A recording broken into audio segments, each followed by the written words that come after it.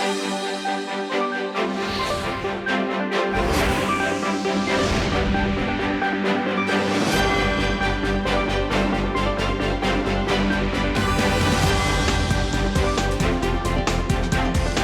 September 22nd here in Seoul, and I'm Kim Dami. We begin with these stories making the headlines at this hour, starting with President Yoon Suk-yeol's Digital Bill of Rights declaration. Over in New York, the South Korean leader laid out 5 guiding principles for the so-called New York Initiative, which will help navigate the era of deepening digitalization. South Korean lawmakers voted to pave the way to arresting opposition leader Lee Jae-myung for alleged bribery and corruption.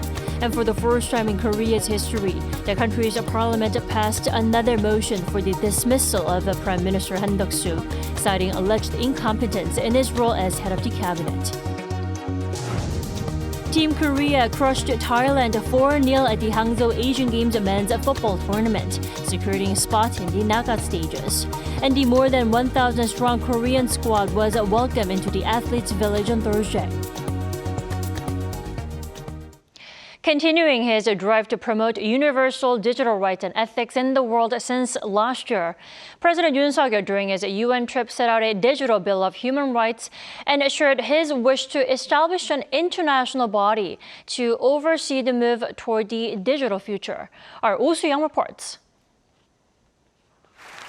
President Yoon Suk-yeol has declared a Digital Bill of Rights in New York and aligned with the United States as a value-based partner in the future of artificial intelligence amid the polarizing impact of digitalization and the global race for technological supremacy.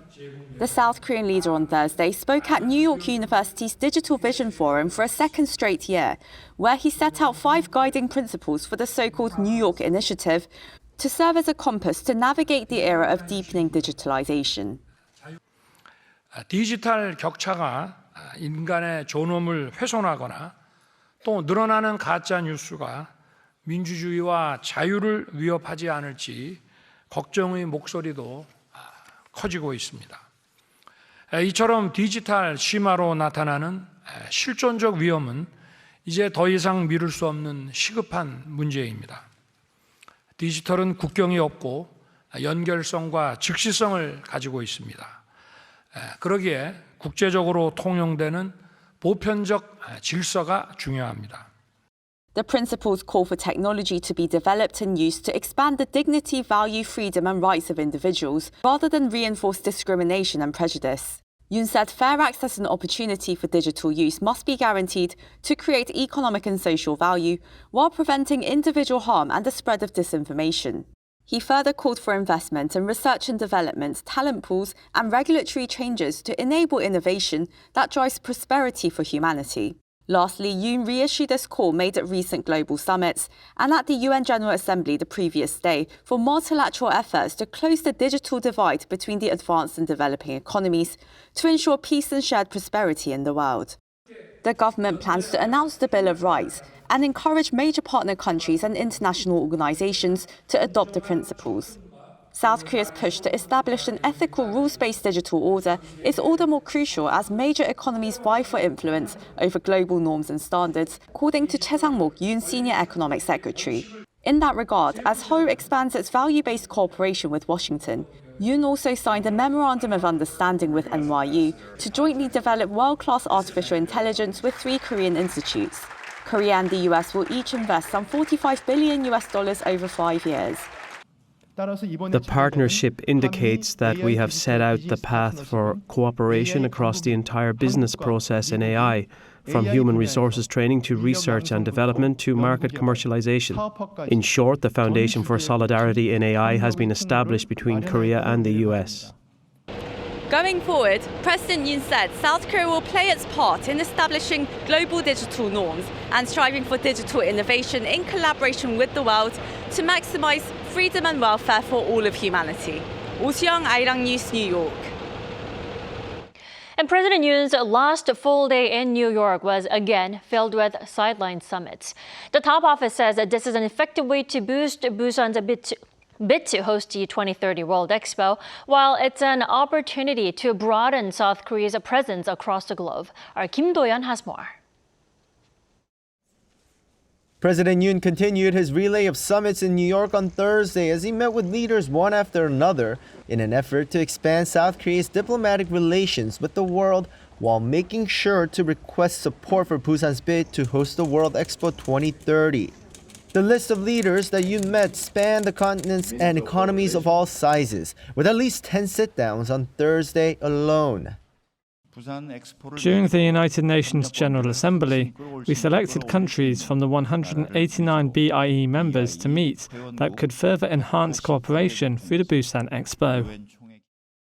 Yoon kicked off the summits with Ecuador, where he and his counterpart Guillermo Lasso acknowledged the significance of more than 60 years of formal diplomatic ties between the nations. The two countries are also in negotiations for a strategic economic cooperation agreement, and President Yoon shared that he was content that an agreement between the two would be on the way soon. He also met with a fellow UN Security Council non-permanent member for next year, Sierra Leone's leader Julius Maada Bio, and agreed to cooperate in enhancing the shared values of the two countries. In addition, President Yoon invited his Sierra Leone counterpart to the South Korea-Africa Union Summit in Seoul next year. Also significant was Yoon's meeting with the leader of North Macedonia, Stevo Pendarovsky, marking the first time the two countries held a summit after diplomatic relations were formed in 2019. Despite the young diplomatic relationship, the European nation has enjoyed economic ties with South Korea in terms of the automobile industry, and the two leaders agreed to expand relations further. President Yoon also held a lunch meeting with Paraguay's leader, as well as talks with Nepal and Guinea-Bissau. And while the leaders may not have promised votes at the BIE openly, the top office says the meetings should have a positive impact. While some countries publicly state their positions, the majority approach voting without formal declarations. Therefore, engaging in face-to-face bilateral meetings to openly exchange opinions and mutually understand intentions while deriving cooperative solutions is a highly effective approach. President Yoon's New York visit comes to a close on Friday, but according to the top office, President Yoon will be meeting with other nations until the very last minute in the same format as he has done this past week to utilize every available second to promote Busan's World Expo bid before the vote at the BIE in November. Kim Do-yeon, Arirang News, New York. And North Korean leader Kim Jong-un has called for swift and constructive follow-up measures to elevate Pyongyang-Moscow relations to a new high level. The regime state-run media reported on Friday, Kim presided over a Politburo meeting on Wednesday, where Kim and other officials discussed the significance of his latest visit to Russia. It's highly likely that Wednesday's meeting focused on means and ways to activate an arms deal and economic cooperation between the North and Russia, as the leaders of the two sides apparently discussed doing so during their meetup in Russia last week. U.S. President Joe Biden has once again promised to continue to work alongside the international community to formalize Washington's commitment to Ukraine's long-term security. He said this during a meeting with Ukrainian President Volodymyr Zelensky at the White House on Thursday. Zelensky thanked the U.S. for supporting Ukraine, while emphasizing the importance of military support, particularly in air defense. Following the meeting, the U.S. announced a $325 million fresh military package to Ukraine that includes additional air defense systems and munitions. Now, ahead of the Biden-Zelensky meetup, Russia launched a massive airstrike on Ukrainian cities, including Kyiv, including at least 2 and leaving 20 injured. And the Ukrainian military has ramped up attacks on the Russian-annexed Crimea Peninsula, targeting Russian air bases. However, Moscow has claimed none of Ukraine's missiles hit their targets.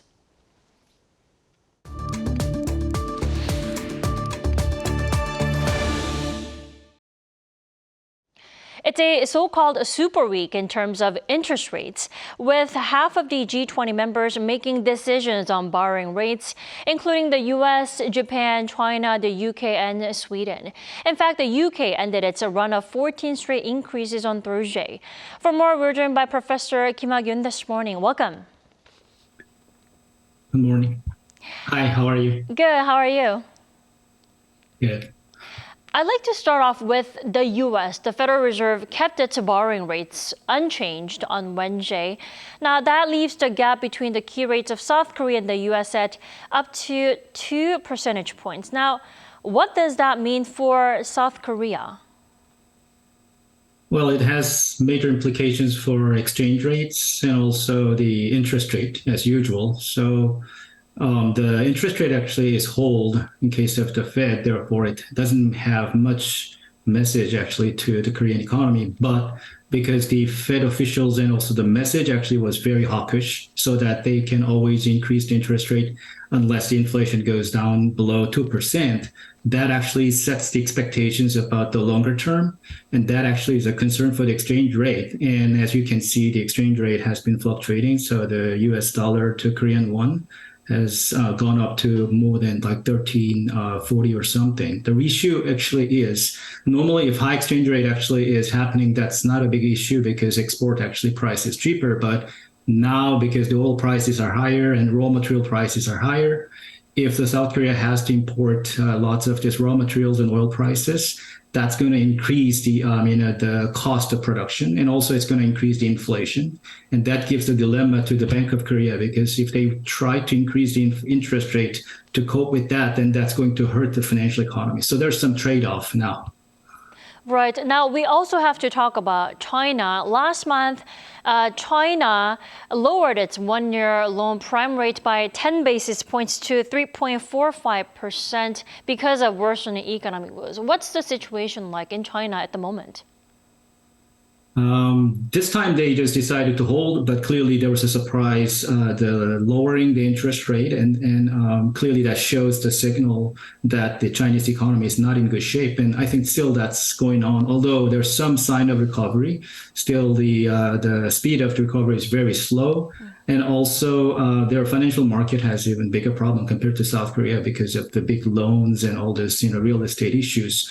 So it's going to be very uncertain for the time being, especially the U.S. interest rate as a whole, but they may be hawkish for the time being. So there will be some gaps between the Chinese interest rate and the U.S. interest rate, and that's going to have some pressure on the Chinese yuan and also the other issues. So it's uncertain, and probably until next release of the data, there will be a lot of uncertainty for Chinese economy.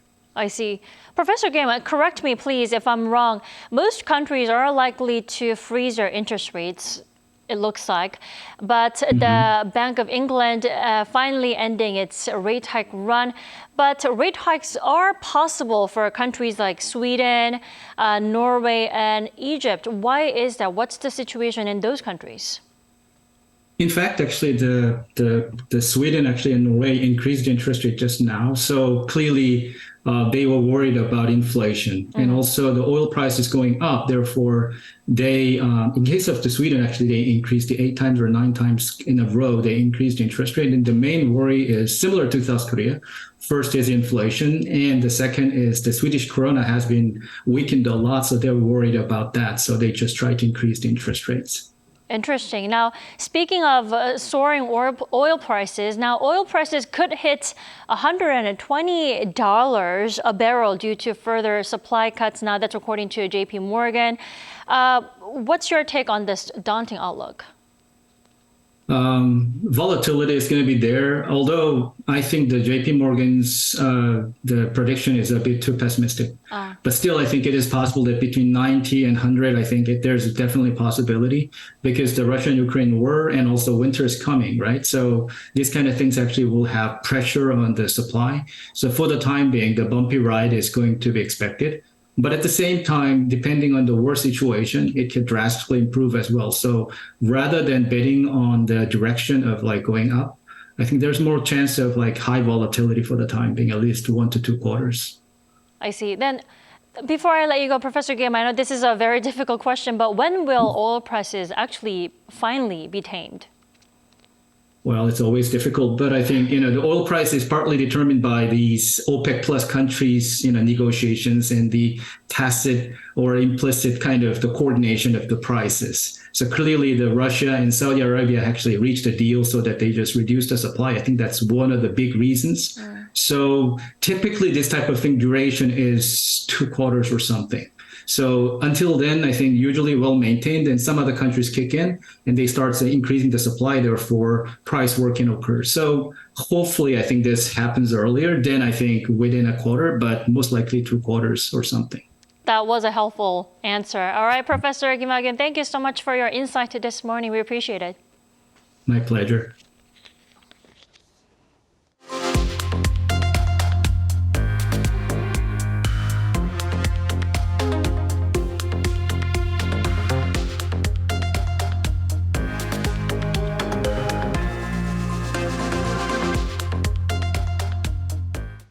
At the country's National Assembly, the voting took place for 2 separate motions.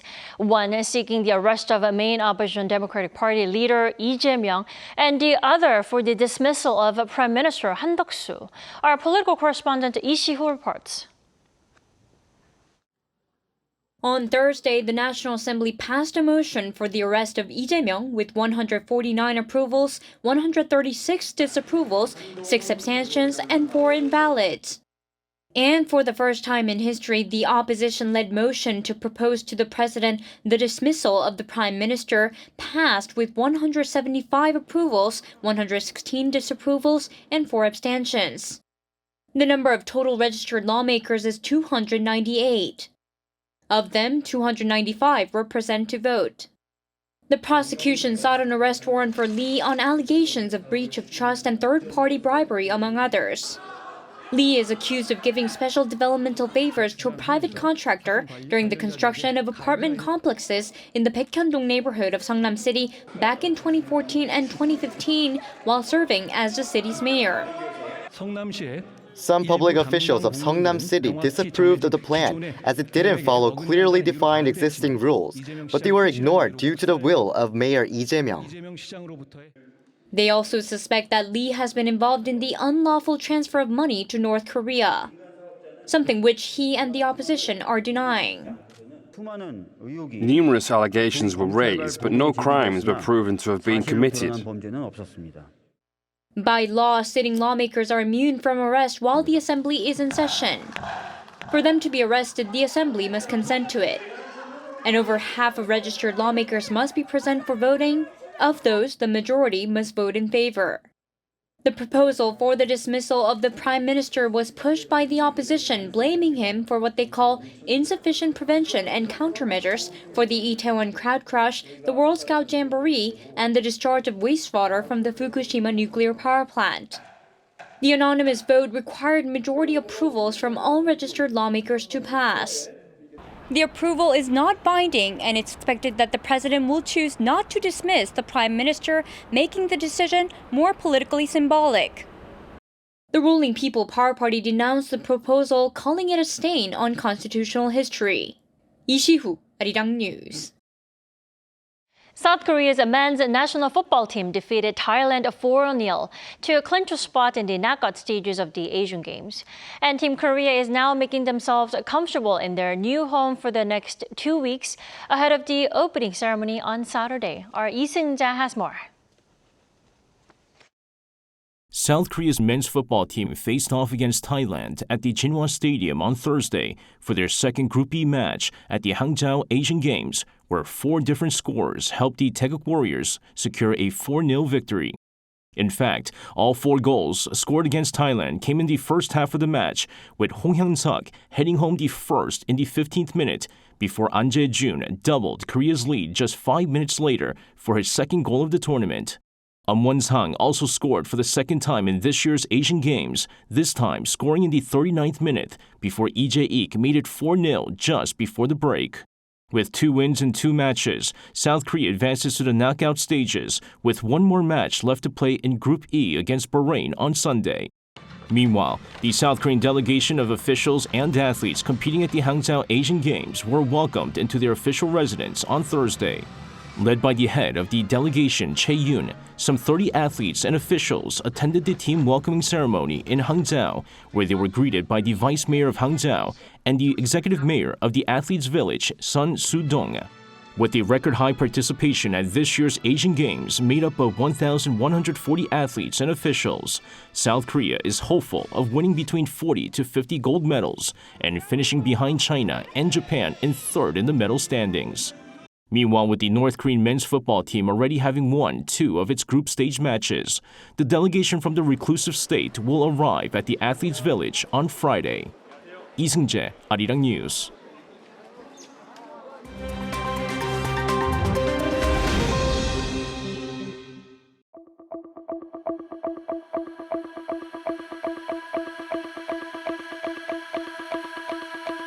Good morning, I'm Matthew Ashley, and we now turn over to stories from around the world.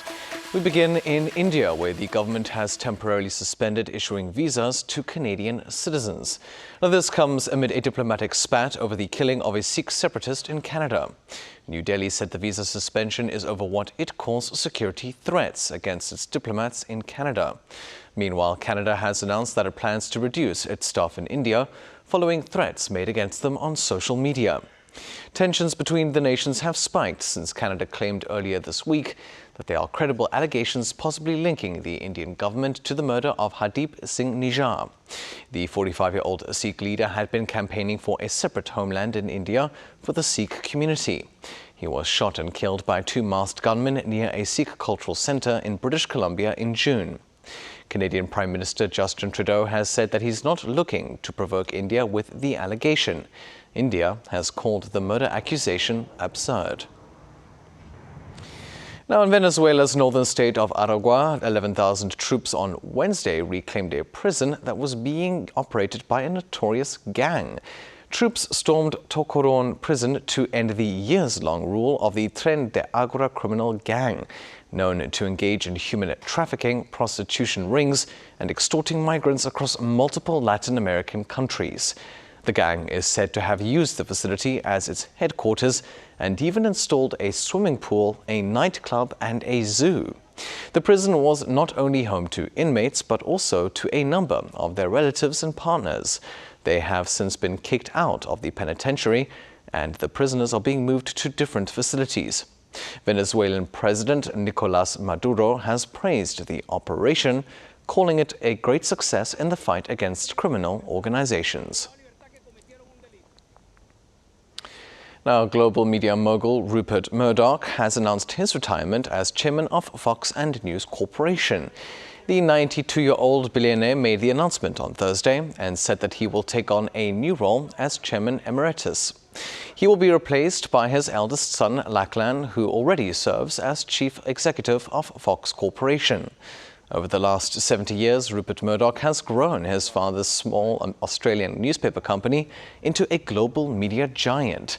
He is stepping down at a time when businesses under News Corporation are dealing with the fallout from a defamation lawsuit, where Fox News agreed to pay voting machine company Dominion nearly $800 million.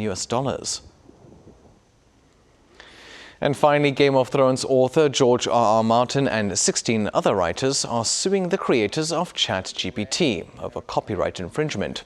The suit, filed in a federal court in Manhattan, New York, alleges that OpenAI used the author's literary works to train the system. It called the action systematic theft on a mass scale and a flagrant, harmful infringement of plaintiffs' registered copyrights. In one instance, the lawsuit says that a certain prompt generated literary material that used the same characters from Martin's existing work. ChatGPT and other AI systems like it learn by analyzing large amounts of data, either fed to them or sourced online.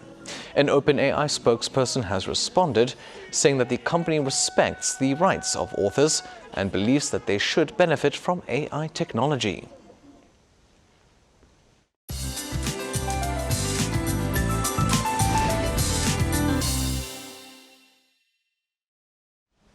Good morning. It wasn't too warm to wear long sleeves to work this morning. Many upper parts of the country had a brisk start to the day. Temperatures were a couple of degrees cooler than the same time yesterday. And mountainous regions in Gangwon-do are having single-digit morning temperatures again. Afternoon highs will run a couple of degrees higher than yesterday, so that will lead to wider gaps in readings today. You know, it's easy to come down with a cold with roller coaster temperatures, so take care. Finally, seeing some dazzling sunshine nationwide, except on Jeju with 5 to 30 millimeters of passing rain in the forecast through the late afternoon. We'll have a mostly cloudy skies this weekend with rain in the forecast in the east of Gangwon-do province. That's Korea for you, and here's a look at the international weather conditions.